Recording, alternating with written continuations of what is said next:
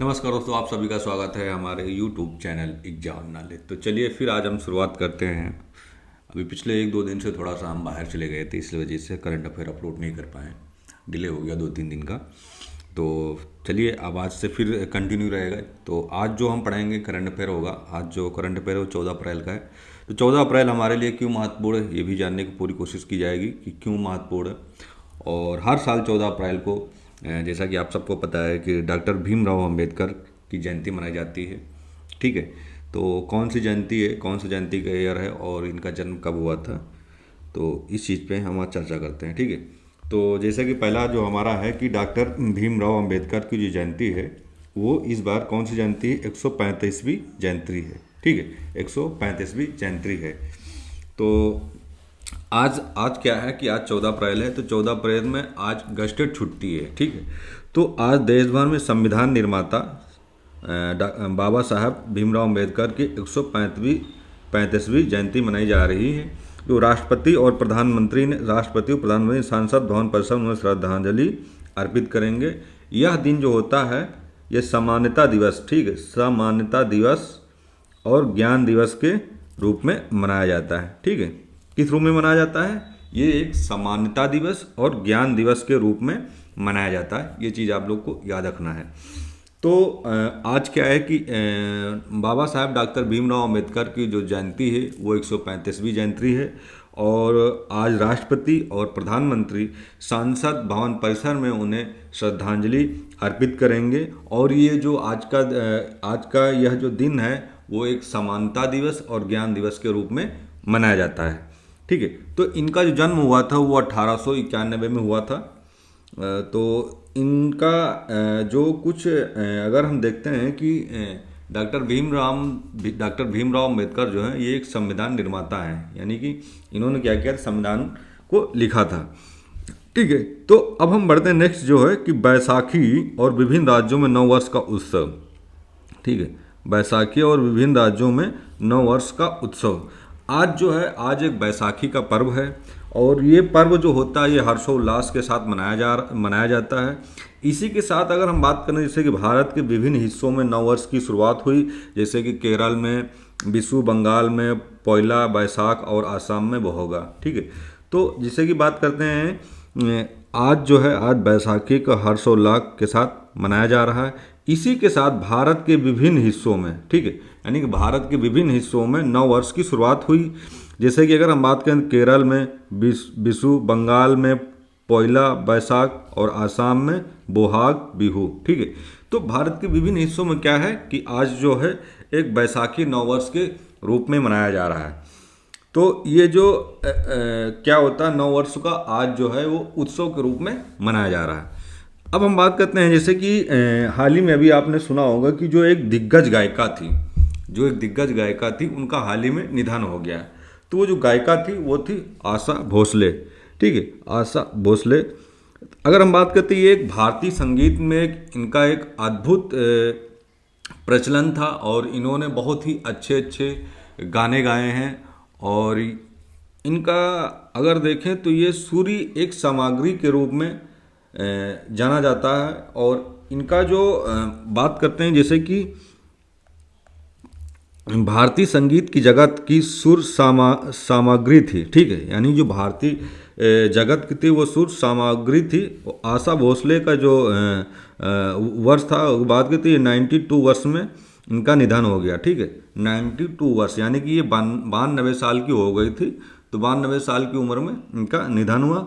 इन्हें सन 2000 में दादा साहेब फाल्के पुरस्कार से क्या किया गया था, नवाजित किया गया था। यानी कि सन 2002 में इन्हें दादा साहेब फाल्के पुरस्कार से नवाजित किया गया था। और 2008 में पद्म विभूषण से क्या किया गया, सम्मानित किया गया था।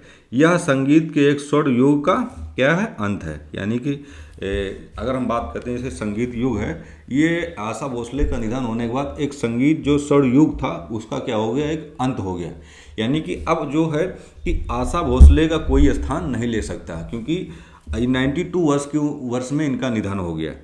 तो इन्हें 2 चीज़ से नवाजा गया था। आप लोग को याद रखना है कि क्वेश्चन आ सकता है कि आशा भोसले का निधन कब हुआ, कितने वर्ष की थी, और उन्हें ऐसे 2 पुरस्कार कौन कौन से दिए गए थे। तो नंबर 1 अगर याद करेंगे, सन 2000 में दादा साहेब फाल्के पुरस्कार और सन 2008 में पद्म विभूषण से क्या किया गया, इनको सम्मानित किया गया था। तो ये 2-3 पॉइंट है जो आपको याद रखना है एग्जाम के रिलेटेड। अब हम बात करते हैं कि मुद्रा पोर्ट बना भारत का सबसे बड़ा ऑटोमोबाइल निर्यात। ठीक है, जो मुद्रा पोर्ट है वो भारत का सबसे बड़ा ऑटोमोबाइल निर्यात गेटवे बना। ठीक है, अब मुद्रा पोर्ट की बात है तो गुजरात का जो मुद्रा पोर्ट है वो अडानी स्पोर्ट चेन्नई, जो अडानी स्पोर्ट है जो चेन्नई में स्थित है, तो वो जो गुजरात का मुद्रा स्पोर्ट है वो क्या किया कि चेन्नई में जो स्थित है अडानी वाला, उसको पछाड़कर भारत का नंबर 1 ऑटोमोबाइल निर्यात हब क्या है बन गया है। कौन सा? जो गुजरात में मुद्रा पोर्ट स्थित है। अब यह जो है यह एक मेक इन इंडिया पहल के तहत वाहनों को वैश्विक निर्यात में एक बड़ी भूमिका निभा रहा है। ठीक है, जो वाहनों का जो वैश्विक निर्यात है उसमें एक बड़ी भूमिका निभा रहा है। ठीक है, अगर हम बात करते हैं जो अडानी का पोर्ट्स जो चेन्नई में स्थित है उसको क्या किया है गुजरात मुद्रा पोर्ट ने उसको क्या किया, पछाड़ दिया। पछाड़ को वो भारत का एक नंबर 1 ऑटोमोबाइल निर्यात हब बन गया है। तो इससे क्या होगा, इससे ये होगा कि मेक इन इंडिया की जो पहल है, जो भारत सरकार की जो एक मेक इंडिया पहल है, उस पहल के तहत वाहनों को एक वैश्विक निर्यात और एक बड़ी भूमिका में निभाने में कामयाब रहेगा आगे चल के। ठीक है, तो अब जिससे बात करते हैं नेक्स्ट जो है कि प्रोजेक्ट ग्लास बिग। ठीक है, प्रोजेक्ट ग्लास यानी ग्लास बिग की शुरुआत कब हुई थी, ये क्या इसका माने है? तो प्रोजेक्ट बिग ये एक एआई स्टार्टअप है, एंथ्रोपिक एआई स्टार्टअप एंथ्रोपिक।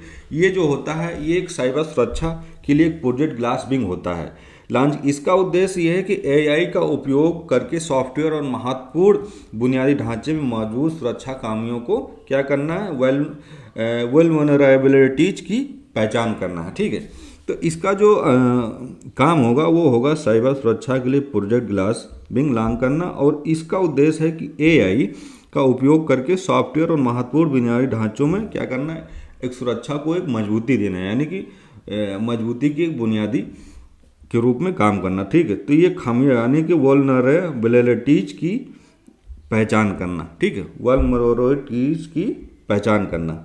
अब हम बात करते हैं नेक्स्ट है कि तेल की कीमतों में वैश्विक उछाल और अमेरिका ईरान के बीच में तनाव। ठीक है, अब अमेरिका और ईरान के बीच में क्या है, आप लोगों को पता है कि जो अमेरिका ईरान के बीच में काफ़ी दिनों से महायुद्ध चल रहा है। कहीं ना कहीं इसका जो खामियाबा है ये हर किसी को झेलना पड़ रहा, हर किसी क्या बोलते हैं कंट्री को झेलना पड़ रहा, क्योंकि कुछ न कुछ ऐसी जब हमारे किसी भी देश के साथ जब युद्ध होता है तो उसका जो असर होता है वो सभी पर पड़ता है। ठीक है, खासकर अगर हम देखें तो इस बार कुछ ज़्यादा ही है, क्योंकि अमेरिका और ईरान का युद्ध हो रहा है, इसराइल का हो रहा, तो इस चीज़ों से बहुत सी समस्याओं का सामना करना पड़ रहा है। जैसे कि अभी हाल ही में देखा हो गैस की बहुत ज़्यादा किल्लत हुई थी, तेल की, तो इन सब चीज़ों को कहीं ना कहीं बाधा तो उत्पन्न होती है जब किसी देश से युद्ध छुड़ता है। ठीक है, तो हम बात करते हैं कि यानी कि अमेरिका और ईरान के बीच शांति वार्ता विफल होने के बाद, यानी अमेरिका और ईरान के बीच जो शांति वार्ता क्योंकि युद्ध रोका गया था तो एक शांति वार्ता का एक आयोजन किया गया था, लेकिन अब क्या हुआ कि अमेरिका और ईरान के बीच शांति वार्ता क्या हो गई, विफल होने के बाद अंतर्राष्ट्रीय बाजार में कच्चे तेल यानी क्रूड ऑयल की कीमतों में क्या है, भारी वृद्धि देखी गई। अमेरिका ने ईरानी बंदरगाहों की नौसैनिक नाकाबंदी करने का संकेत दिया है। ठीक है, यानी कि जब ये जो शांति वार्ता थे ये विफल हो गए, तो इसके विफल होने के बाद क्या हुआ कि अंतर्राष्ट्रीय बाजार में जो कच्चे तेल की जो कीमतें थी उसमें वृद्धि हो गई। ठीक है, यानी कि वृद्धि हो गई, उनके एक वृद्धि देखने को मिली, यानी कि उनकी जो कीमतें थी उनकी एक बढ़ोतरी हो, क्योंकि जब कच्चा तेल की आपूर्ति जब स्लो होती है या कम हो जाती है तो उस जो कच्चा तेल होता है उनकी वृद्धि हो जाती है, यानी उनकी कीमतों में बढ़ावा आ जाता है। ठीक है, तो इस बीच क्या हुआ कि अमेरिका ने ईरानी बंदरगाहों को क्या किया कि जो उनके नौसैनिक थे उनको क्या करने, नाकाबंदी करने का संकेत दे दिया, यानी कि हम इनको नाकाबंदी करेंगे। तो ये हो गया एक वैश्विक उछाल और अमेरिका और ईरान के बीच में तनाव को देखने को मिल रहा।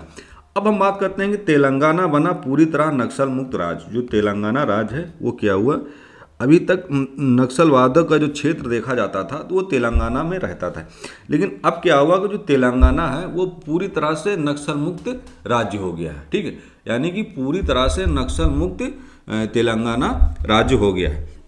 अगर हम बात करते हैं जैसे केंद्रीय गृह मंत्रालय की हाल ही रिपोर्ट के अनुसार, ठीक है, केंद्रीय गृह मंत्रालय की हालिया रिपोर्ट के अनुसार तेलंगाना को आधिकारिक तौर पर नक्सल मुक्त यानी कि नक्सल फ्री घोषित कर दिया गया है। सुरक्षा बलों के निरंतर अभियानों और विकास कार्यों के कारण यह उपलब्धि हासिल हो पाई है। ठीक है, अभी तक क्या होता था, तेलंगाना में कहीं ना कहीं नक्सलवादी क्षेत्र रहते थे, वहाँ पर नक्सली हमला होता रहता था। लेकिन अगर अब हम देखें तो केंद्रीय गृह मंत्रालय की एक हालिया रिपोर्ट के अनुसार सुनने को ये मिला है कि तेलंगाना जो है वो आधिकारिक तौर पर पुष्टि कर चुका है कि हम नक्सल मुक्त तेलंगाना राज्य हो गया। ठीक है, यानी कि नक्सल फ्री घोषित कर दिया। तो ये जो कामयाबी मिली है कहीं ना कहीं सुरक्षा बलों को निरंतर अभियानों और कार्यों के कारण यह उपलब्धि क्या हुई, हासिल हो पाई है। ठीक है, अब हम बढ़ते हैं नेक्स्ट जो है हमारा आज का जो करंट का टॉपिक है कि विश्व तीरंदाजी पैरा सीरीज। ठीक है, विश्व तीरंदाजी पैरा जो सीरीज है 2026 की अगर हम बात करें तो बैंकॉक में आयोजित होने वाली विश्व तीरंदाजी पैरा सीरीज में भारतीय दल ने उत्कृष्ट प्रदर्शन किया, यानी कि बहुत अच्छा प्रदर्शन किया। अब केंद्रीय खेल मंत्री डॉक्टर मनसुख जो हैं केंद्रीय खेल मंत्री डॉक्टर मनसुख मांडविया ने विजेता खिलाड़ियों को सम्मानित किया और पेरिस पैरालंपिक के बाद भारत के बढ़ते दबदबे को एक सराहना दी। ठीक है, यानी कि जो विश्व तीरंदाजी जो पैरा सीरीज था 2026 का, ये जो आयोजित था ये कहाँ पे, ये बैंकॉक में आयोजित हुआ है। ठीक है, ये बैंकॉक में क्या हुआ, आयोजित हुई है, एक मिनट, बैंकॉक में आयोजित है। विश्व तीरंदाजी तौर पर पैरा सीरीज में भारतीय दल ने उत्कृष्ट प्रदर्शन किया, यानी कि पैरा जो सीरीज होता है उसमें क्या किया, भारतीय दल ने एक उत्कृष्ट यानी कि अच्छा प्रदर्शन किया। प्रदर्शन करने के बाद जो खेल मंत्री हैं हमारे, कौन वो हैं, खेल मंत्री, केंद्रीय खेल मंत्री डॉक्टर मनसुख मांडविया ने एक विजेता खिलाड़ियों को क्या किया, सम्मानित किया। और पेरिस में पैरालंपिक बाद भारत का एक जो दबदबा है वो धीरे धीरे क्या होता जा रहा है, वो बढ़ता जा रहा है। ठीक है, तो वो क्या है, धीरे धीरे बढ़ता जा रहा है। अब हम बात करते हैं नेक्स्ट जो है कि कारगिल हीरो जो थे, कारगिल हीरो कर्नल सोनम वांगचुक का उनका क्या हुआ, हाल ही में निधन हो गया। ठीक है, अगर हम बात करते हैं जो 1993 का जो एक कारगिल युद्ध हुआ था, जो उसके जो नायक थे महावीर चक्र के, वो कर्नल सोनम वांगचुक का क्या हो गया, कर्नल सोनम वांगचुक का निधन हो गया है। ठीक है, तो ये 1999 कारगिल युद्ध के नायक और महावीर चक्र विजेता थे। कौन थे, कर्नल सोनम वांगचुक, जो इनका हाल ही में क्या हुआ, अभी निधन हो गया है। उन्हें लद्दाख का शेर कहा जाता था। ठीक है, जो कर्नल सोनम वांगचुक थे इन्हें लद्दाख का शेर कहा जाता था और उन्हें बाटली सेक्टर में पहाड़ियों पर कब्जा करने में महत्वपूर्ण भूमिका निभाई थी। ठीक है, ये चीज़ आपको याद रखना है कि जो कर्नल सोनम वांगचुक थे वो उन्हें लद्दाख का शेर कहा जाता था और उन्होंने बाटलिक सेक्टर में, यानी जो बाटलिक सेक्टर होता है वहाँ पे पहाड़ियों क्षेत्र होते थे। ठीक, तो पहाड़ियों क्षेत्र में इन्होंने क्या किया, वहाँ पर कब्जा करने में ये अपनी महत्वपूर्ण भूमिका निभाई थी, तब इन्हें एक लद्दाख का शेर कहा गया था। जो कारगिल युद्ध हुआ था वो 1999 में हुआ था। वो इस युद्ध के वो एक महानायक के रूप में जाने गए। तो इन्हें महावीर चक्र विजेता का पुरस्कार भी मिला था और ये एक महत्वपूर्ण भूमिका उन्होंने क्या किया था, निभाई थी। ठीक है, तो अब हम बढ़ते हैं कि 10वां जो है हमारा क्वेश्चन कि सिएटल में स्वामी विवेकानंद की प्रतिमा का अनावरण किया गया। ठीक है, सिएटल जो है वहाँ पर क्या किया गया, जो स्वामी विवेकानंद है उनकी जो प्रतिमा है उसका क्या किया, अनावरण किया गया। अमेरिका के सिएटल, अमेरिका, अब आप लोग को पता होगा कि स्वामी विवेकानंद का जो है वो अमेरिका में इनका बहुत बड़ा वर्चस्व, क्योंकि अमेरिका में बहुत कई बार गए विवेकानंद और इनकी बहुत अच्छी अच्छी स्पीच भी अगर आप सुनेंगे देखेंगे तो बहुत अच्छी अच्छी इनकी स्पीच भी है। तो स्वामी विवेकानंद को भी अमेरिका जैसे एक बहुत बड़ी कंट्री, वहाँ पे भी इनको क्या करते हैं, लोग मानते हैं और अच्छे से इनकी जो भाषण जो शैली थी बहुत ही अद्भुत थी। अगर आप देखेंगे इनकी भाषण जो मिलेंगे कहीं ना कहीं आप सुनना, बहुत ही अच्छी स्पीच देते थे। तो अमेरिका के जो एक सिएटल शहर में स्वामी विवेकानंद की एक विशाल प्रतिमा का क्या किया गया, अनावरण किया गया है और यह जो है ये अंतर्राष्ट्रीय स्तर पर भारतीय संस्कृति दर्शन के प्रसार का एक महत्वपूर्ण प्रतीक माना जा रहा है। ठीक है, यानी कि अमेरिका को जो एक सिएटल है वो एक शहर है। ठीक है, उस शहर में स्वामी विवेकानंद की एक प्रतिमा का विशाल अनावरण किया गया है, यानी उनकी प्रतिमा को एक बहुत बड़ा प्रतिमा बनाई गई जहां पर उनका अनावरण किया गया है। और अगर देखते हैं तो यह एक अंतर्राष्ट्रीय स्तर पर, ठीक, यह अंतर्राष्ट्रीय स्तर पर भारतीय संस्कृति और दर्शन के प्रसार का एक महत्वपूर्ण प्रतीक माना जा रहा है। ठीक, अब जो भी भारतीय लोग जाएंगे इतनी बड़ी प्रतिमा का अनावरण हुआ तो जाहिर सी बात सब लोग जाएंगे, जहाँ पे इस शहर में जाएंगे, सेटल शहर में, स्वामी विवेकानंद की जो प्रतिमा है उसको जाकर लोग देखेंगे। तो ये एक अंतर्राष्ट्रीय स्तर पर भारतीय संस्कृति और दर्शन के प्रसार का एक महत्वपूर्ण प्रतीक माना जा रहा है। तो ये जो है आज हमारा जो टोटल करंट का जो क्वेश्चन थे वो टोटल 10 थे। तो इसमें बहुत सारे महत्वपूर्ण जो देखा जाए बहुत सारे महत्वपूर्ण क्वेश्चन हैं जो आपके एग्ज़ाम के रिलेटेड हैं।